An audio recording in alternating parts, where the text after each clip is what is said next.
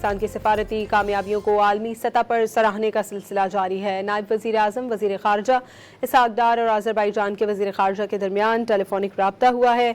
अमरीका और ईरान के दरमियान पेशरफ्त पर आज़रबाईजान ने पाकिस्तान के मौसर सालसी किरदार की तारीफ़ की है।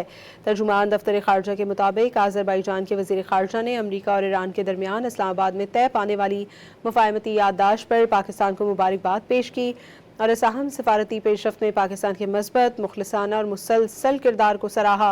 उन्होंने कहा कि पाकिस्तान ने बतौर सालिस मुज़ाकराती अमल को कामयाब बनाने में अहम किरदार अदा किया, जो काबिल तहसीन है। दोनों वज़राए ख़ारजा ने इस पेशरफ्त को ख़ित्ते में देर पामन इस्तेहकाम और ताउन के फ़रोग़ के लिए एक अहम संग मील करार दिया।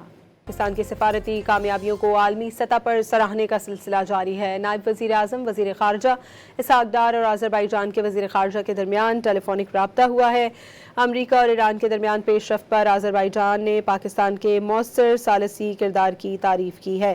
तर्जुमान दफ्तर ख़ारजा के मुताबिक आज़रबाईजान के वज़ीर ख़ारजा ने अमरीका और ईरान के दरमियान इस्लामाबाद में तय पाने वाली मुफ़ाहमती याददाश्त पर पाकिस्तान को मुबारकबाद पेश की और इस अहम सफारती पेशरफ्त में पाकिस्तान के मज़बूत, मुखलिसाना और मुसलसल किरदार को सराहा।